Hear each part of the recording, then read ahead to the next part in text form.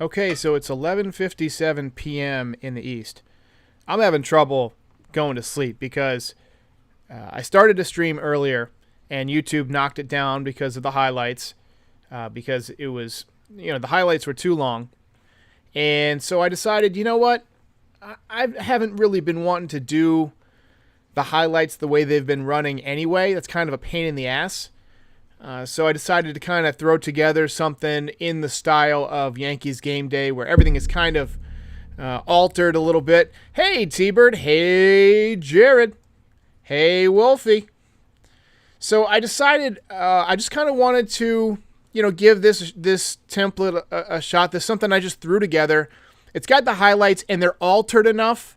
I've got this weird finish on them, and it's kind of at an angle. It's kind of built out the way Yankees Game Day does it, that I don't think it'll be a problem.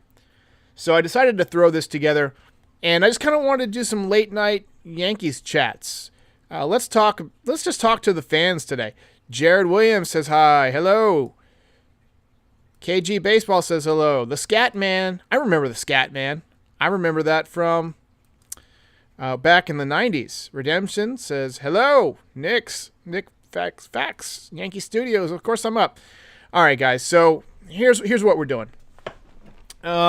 This channel, I just wanted to have like a late night heart-to-heart with you guys. I can't sleep just because the Yankees won and I'm amped up. Also, I ate Pizza Hut during the game, and so like I have heartburn, and I shouldn't even eat Pizza Hut because it always gives me heartburn, and I know that. And I know that Pizza Hut most people think is disgusting, but I love Pizza Hut. I love pan pizza. So I decided to throw this template together after the game and after my stream went off. And I think tomorrow when I go live, you're going to see some changes. I'm going to change up the intro a little bit. I love the intro, but ever since I made that intro, the Yankees have been playing like absolute turds. So I'm going to make a more simple and quicker intro that'll play for maybe 10 or 15 seconds just to kind of let people know we're live. And then it'll go into the sponsor, which I have to do. And I know a lot of people just don't like to watch the sponsors, or they don't pay attention to the sponsors.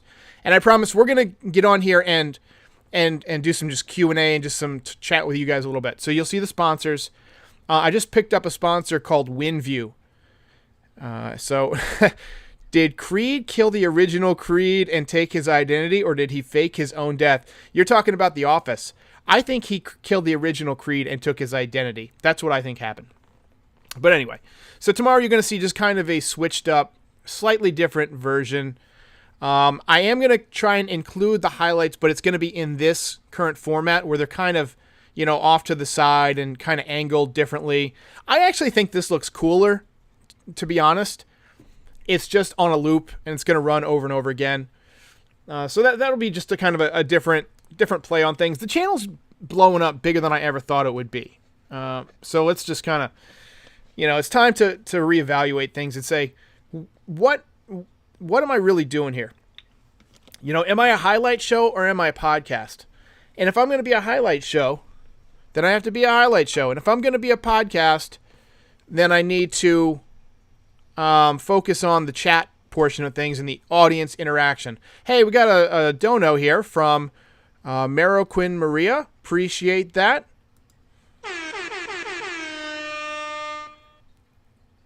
Sandman intro will bring good vibes. So tomorrow you're just going to see things switch up a little bit.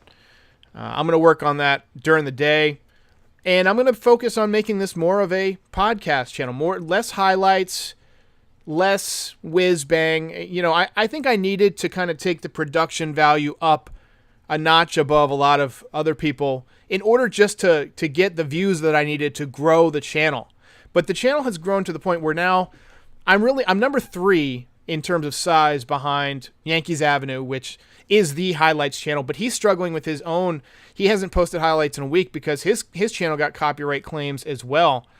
And so I think like he's fighting not to have it terminated. And by the way, Joseph, we're going to get to Cashman in just a second. And then Talking Yanks, who, they're not a highlight show. They're a podcast, but they're a 2-person podcast. So I'm kind of a solo thing. And then after me, I think it's like, Unhinged and 161. I think Frankie Baseball's coming up. Yankees Media Center's coming up. So, hey, I'm just trying to find my lane here. I'm not one of these streamer kids that is super good at this stuff. I just want to give you guys a great presentation, and try and be funny and try and be entertaining, because to me, if I can get you coming back, it's a pathway to a future for me that I like, which is, getting on here and talking baseball for a living. So that's what I'm going for. So let's talk a little bit about Brian Cashman. I have his actual quote pulled up here today. I'm going to read this quote for you. He said, "I promise you and I promise our fan base that we're going to do everything in our power to right the ship." Everything in our power means they're going to take a look at minor league prospects they can call up. They're going to take a look, and by the way, Luis Gil got promoted to AAA. They're going to take a look at trades.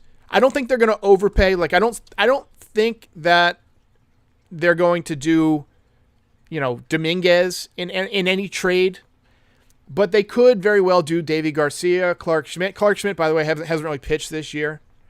So, Pinstripe Pride. I forgot. Pinstripe Pride or Pinstripe Strong. Yeah, he's good. He's like 8,000 also. Yeah, he always slips my mind. He's great, too. He was on the podcast a couple weeks back. So, and I appreciate the people who say, things like this. You're the best out here. I really don't think so. I mean, I'm just doing my best here. But anyway, back to Brian Cashman. Brian Cashman, I think, is going to have to pull the trigger on some trades. I will say this about the Yankees tonight. They didn't look perfect, but they showed heart. They fought back from a deficit. Jordan Montgomery did not have his best night. Jordan Montgomery was, at best, mediocre tonight. He was hitting too many bats. He was nibbling. His stuff was not sharp. I think you're going to see that from a lot of pitchers now that the spin rate stuff is changing. By the way, this is a 2021 baseball, and this is the 2019 official World Series baseball. And you can definitely tell that the seams are different. This one's lighter. I invited Neil deGrasse Tyson on the show to talk about the size and weight difference. I emailed him at the Hayden Planetarium. I know he likes to talk science and likes to educate people. I don't know if he's going to come on or not, but I would love to chat with him about, what difference the baseball could be causing. I do know that taking the stickiness off is going to affect a lot of pitchers. I just pray that Garrett Cole will not get hurt the way that Tyler Glasnow did. Okay, so let's go through some of the chats. Super V says Cashman's support for Boone is disturbing. Well, he's got to say the right things, right? He's got to say we're in this together. We have to all support each other. Those are the things that he has to say. Jared Williams says they finally played with heart. I agree. They were really good. They fought back. Coltrane says fundamental baseball will always defeat home run loving but unathletic base running lineup. Yeah, the Yankees do need to get better at the fundamentals. I thought it was good tonight that there weren't many errors. There was pretty solid defensive play. Tyler Wade made a great play in center field. The Yankees didn't run into any outs that I can think of. There was an opportunity to. Clint Frazier was on second. There was a ground ball to short, and he went back. No, he actually advanced to third. He advanced to third. So he didn't get thrown out. So that's progress, baby. It's progress. He also picked up a big hit. You're seeing it right now. So I think the Yankees have a lot of room to improve. I'm just not sure that they have enough time left. They kind of, they gave the Rays and the Red Sox a humongous head start. And that's what hurts because this team has some talent. I look at this roster. You got Aaron Judge. He's one of the best players in the American League. Gary Sanchez is really coming around, but got off to such a slow start. Gio Urshela is one of the best defensive third basemen in the league, and he's been much better offensively over the past couple of years. I think that DJ LeMahieu is coming around. We've seen, he had a couple of hits today. He had that big home run in Philadelphia. I don't think he's going to be a power guy, but he's coming around. And, the way that teams were pitching him he's had to adjust because they started throwing him lower in the zone. He hasn't been able to get that launch angle. He's hitting to a lot more ground balls. You're seeing him kind of drop that bat head a little bit more, trying to hit with a bit more of an uppercut. I think that's a good strategy for him because his bat to ball skills are great. But when you make a lot of contact, but it's weak and on the ground, it can kill you. It can be double plays and stuff. And we saw him kill a lot of rallies this year, but he's coming around. I think he's going to be fine. I think the Yankees have discovered something in Miguel Andujar. He made a really nice running catch today. He also is a 300 hitter basically. And I know a lot of people say batting average doesn't matter. To me, it matters. Maybe I'm just old school and maybe I'm being obtuse about it. Maybe I'm being stubborn in my ways. But I like guys who get lots of hits. I think hits are important because hits can move runners. Hits can drive in runners. Hits can rattle the pitcher. If I'm pitching and I walk somebody, I've said this before, I feel like I can make an adjustment and get the next guy out. But as far as it goes to giving up hits, if I'm giving up 2 or 3 hits, I feel like I'm doing something wrong, and I might change my approach as a pitcher. That's why it's important. Derek Jeter once said, you can take all those stat guys and throw them out the window. And I agree with that. Stats and analytics have their role. I think the shift is good. I don't think it's good for baseball, but I think it works. And I think the Yankees are pretty good at shifting. But the Yankees are not good at going against the shift, and other teams are getting better at going against the shift. The Yankees don't have the type of hitters that can go against the shift. Futai says, I care about average, you're not alone. 100%, man. It's important. It's important to, walk up to the plate and not see a 186 or a, 211. You've trained your whole life that batting average is important, and it can hurt your confidence when you're not hitting. And so I think just from a psychological perspective, it matters. Jordan Thaler, I hope I pronounced that right, says, want to know since Brian Hoke asked that question. And Yankee Studio says, why is your cat being a prick? He's chewing on all my cords, man. He chews on my straws. Today I had a bagel. I was eating a bagel while I was working, and I set my bagel down, and he came up and he took a bite out of my bagel. So we switched up his food to give him a little more fatty food. Jose Duran says Judge at center field works. I think it works, but I think you need a legit center fielder because I think Judge is one of the best right fielders in baseball defensively. Mookie Betts might be a little bit better, but Judge is up there. Top 5 for sure. Top 3 probably. Top 2 probably. And I feel like the Yankees want to keep him in right field. It's also not as much ground to cover. He's really tall. He can reach over and take some balls back from the front row. We saw that in the 2017 playoffs. So I want to see him play right field. I think Ketel Marte is the guy you need to go out and get. He's a switch hitter. I mentioned this on the post-game stream. He's a switch hitter. He moves the ball all over the ballpark, line to line. He hits for average. He hits for power. He doesn't strike out. That's something that the Yankees do too much of also, is they strike out a lot. Now, Marte, he is signed for a couple more years. He's pretty cheap. So that's going to make his price in trade value expensive. You're probably going to have to part with one of your best prospects. I don't think the Yankees will trade Jason Dominguez under any circumstances. Under any circumstances, full out, full stop. But they might have to trade some of these other guys.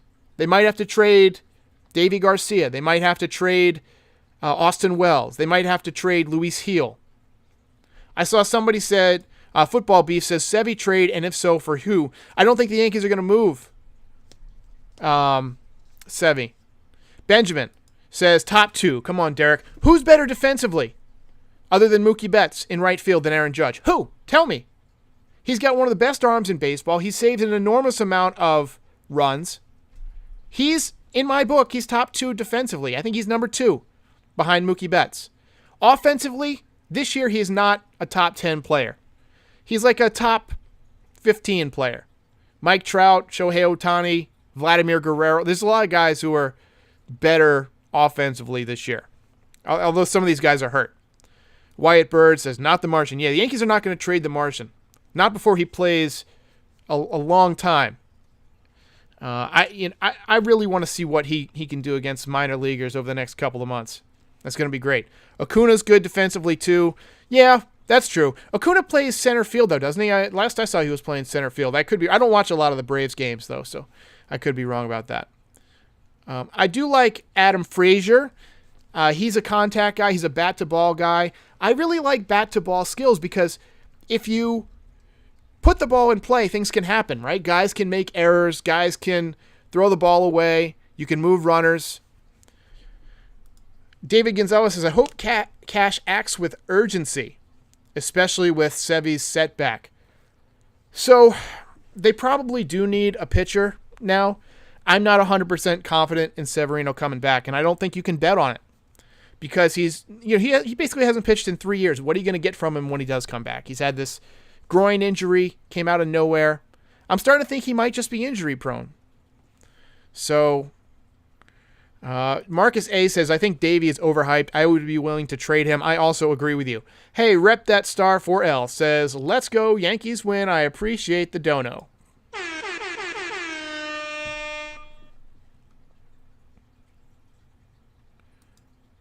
Pamela Davis says, Acura, I guess you mean Acuna, switches around in the outfield. Yeah, I mean, he's a really athletic player. I would take him as center field, but I would take Judge in right field just because of his height. Because he doesn't even really have to jump that high, and he could pull balls back out of the second row. I mean, he's amazing around the wall.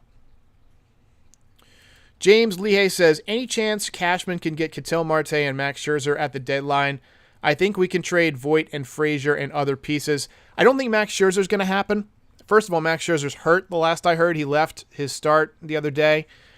I haven't seen any updates on him. There's been a lot of pitchers that got hurt. Obviously, Glasnow, we talked about him. Shane Bieber's hurt. It's just a thing. But I do think Ketel Marte is not only a possibility, but a likelihood and a probability at this point. Cashman said to Meredith Marakovitz that he wants to bring in somebody dynamically that can really add a lot of impact. And to me, the guy who's going to be most impactful would be a switch-hitting center fielder with power and average skills, he's a really excitable player. He's kind of like DJ LeMahieu in that, he makes things happen. So I'm really looking forward to seeing what moves Cashman could make. But the Yankees now are over a barrel. I mean, teams are going to really take, whatever they can get from Cashman, basically. Ken Fashion Journey says, what about Fernando Tatis? Well, maybe when he's a free agent, but that'll be a while because he just signed that big contract.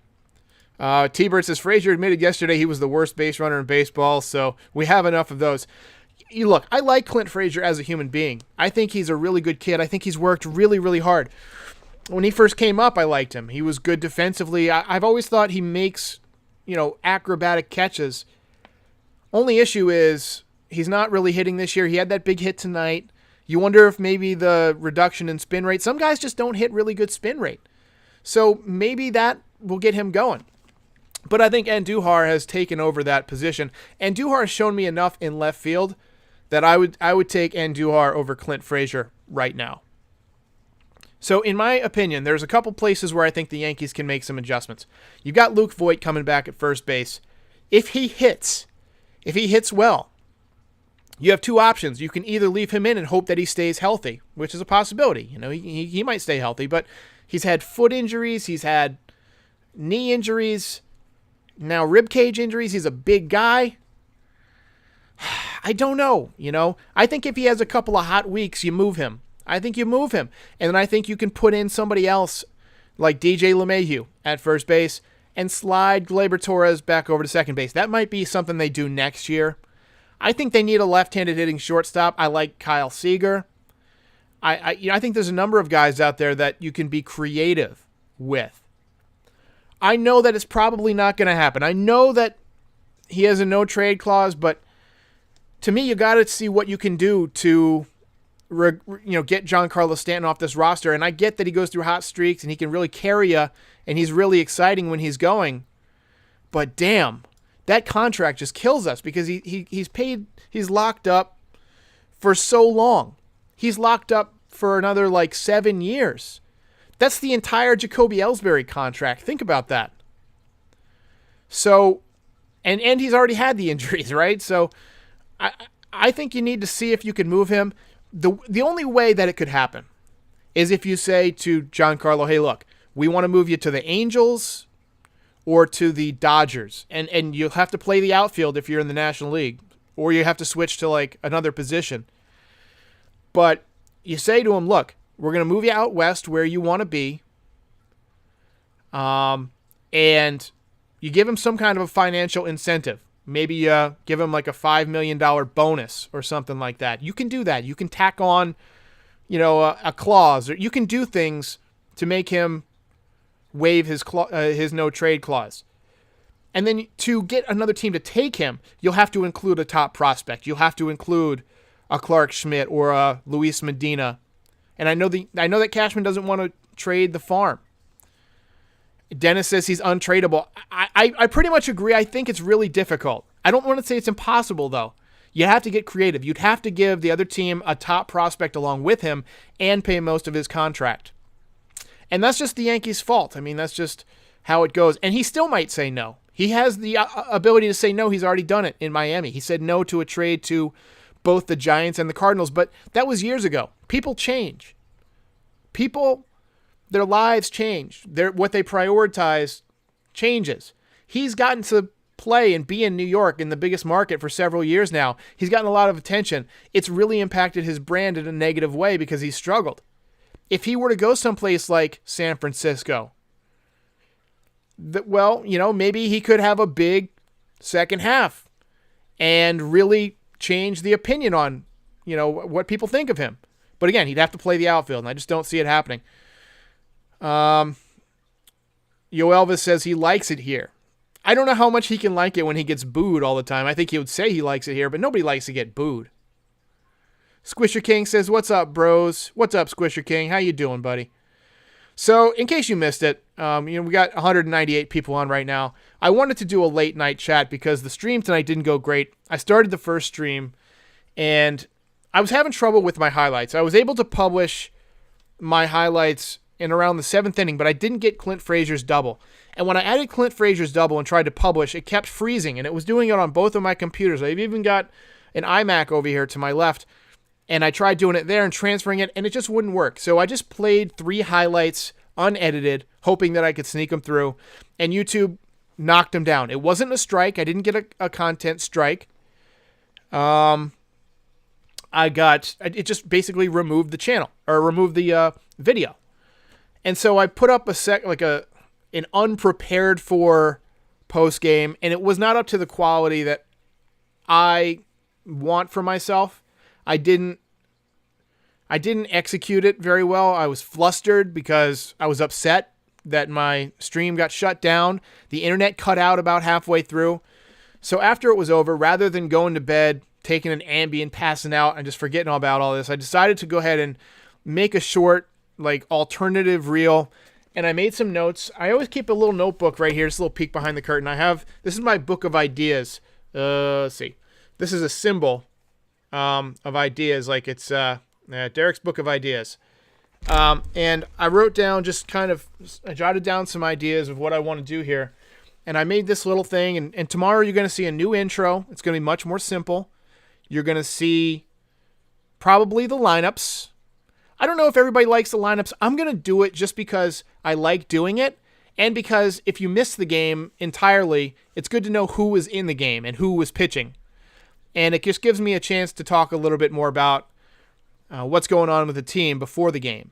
So it kind of becomes, the game in itself. And then I'll probably have the sponsor spot, and then I'll go right into the post-game reaction. And we're not going to have highlights, but it'll look like this, where it's kind of off to the side.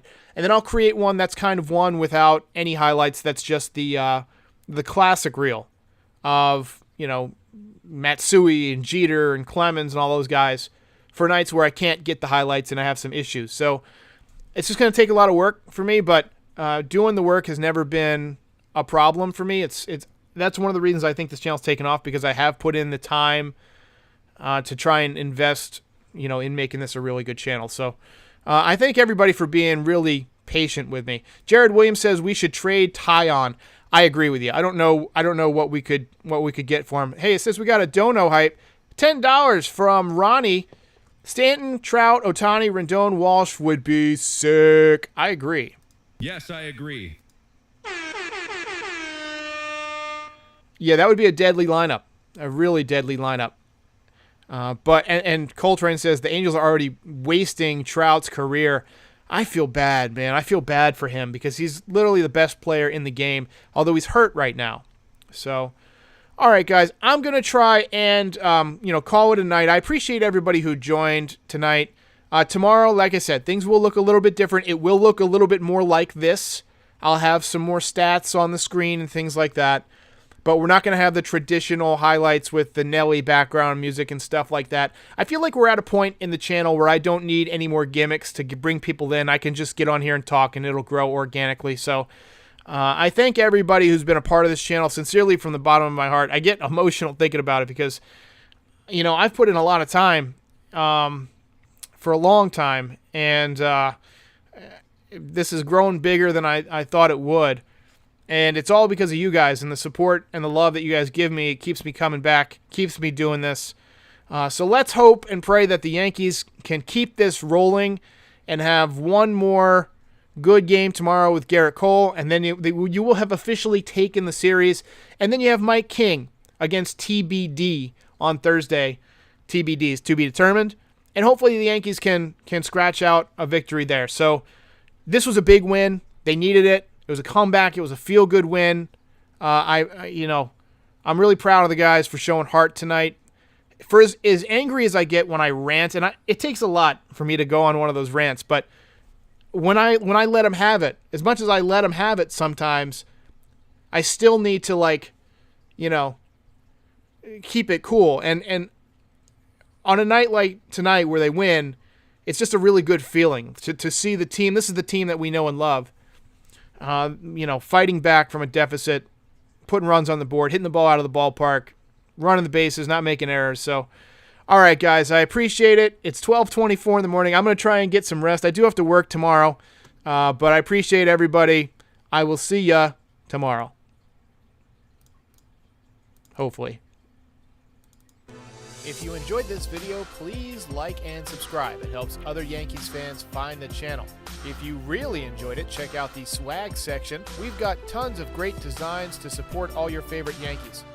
And if you simply cannot get enough Yankees content, check out the podcast version of this channel, The Freeze by NYY Recaps, available wherever you get your podcasts. I'm Derek. Thanks for watching.